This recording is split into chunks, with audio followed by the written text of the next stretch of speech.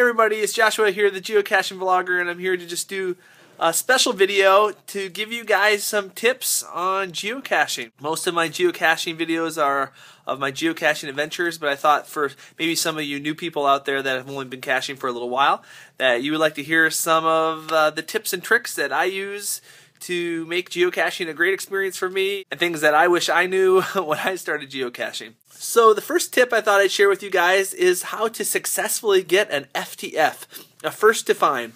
I think I have about 137 first to finds. When I first started geocaching, I was a huge first to find hound. I am not so much that now, but there are some things that I learned along the way to try to make those first to find trips successful, and I thought I'd share them with you today.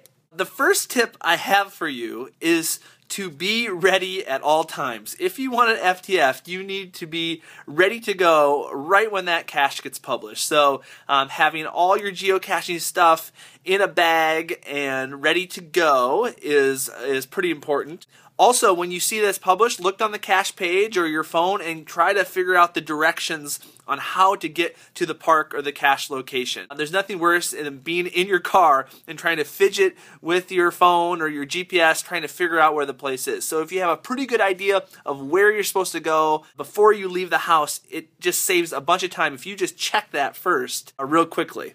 Of course, I think smartphones are the most convenient, but often I will just take a piece of paper. If I just have my GPS, I will write down the coordinates and bring them along with me on a post-it note, and then I will have somebody in the car with me actually punch the coordinates in on the handheld while we're driving on the way there, instead of like grabbing a cord and trying to get my GPS all synced up with my computer.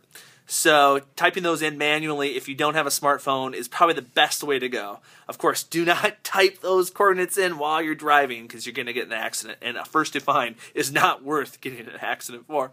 Here's another thing I discovered. I kind of watched the publishing habits of my local reviewer. So I knew that typically my local reviewer usually published the geocaches about 5:30 in the morning.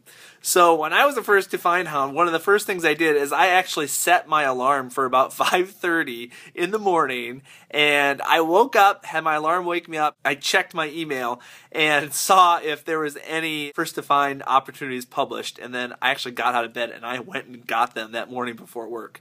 So if you can kind of figure out when is the normal time that your reviewer publishes geocaches, that can kind of give you an edge to make sure you know when to check your email. Of course, it's very, very difficult, almost impossible to get an FTF without getting the instant notifications on geocaching.com. It's a feature that is available to only premium members, so there are other videos that tell you how to actually set that up. I'm not going to take time to do that now. Maybe I'll put one in the description below so you can see how you set up that notification so you get an email right away as soon as a cache has been published in your area. As far as setting those notifications, I typically do any cache that has been published within 5 miles of my house. I realize that there's so many other cachers out there that will get them before me. There's no chance I can get an FTF if it's outside of 5 miles. You know your area, so if you're not in such a densely populated area, maybe you want to set it for 30 miles, 35 miles, I don't know. You know the geocaching FTF competition out there, so you have to set those parameters yourself. And as far as competition knows, it really helps to know your competition. It takes a few times of going out there and trying for an FTF and failing before you actually often get an FTF, because you'll run into other cachers. So typically I get a sense of where cachers live and how close they are, and if they're going out for them. It often is the same people going for the same caches in your area. So if you know your competition, and for example, if you know that most of your competition finds your competition out the east of you, maybe you should try to focus on the west side of you, just for example. So know your competition and know how close they are to certain caches.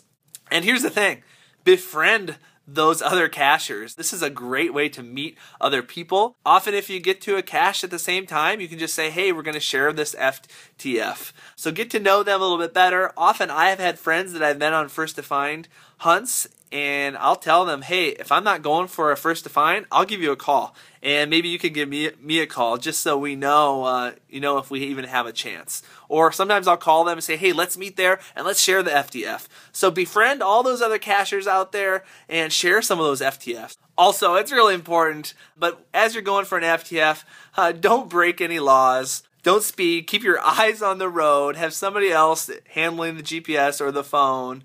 And also, hey, don't go for an FTF if the park's closed. You're breaking the law if you go to a park that's closed to try to get an FTF. So obey all those civic laws to make it fun and safe for everybody. And honestly, I think the most important thing is that you have fun. This is just a fun hobby, a fun sport. Don't take FTFs too seriously. Be out there, be kind, share with one another FTF opportunities. This is a game, and games are supposed to be fun. And again, it's an opportunity to meet some other cachers out there. I've met some good friends just through going out and doing FTFs.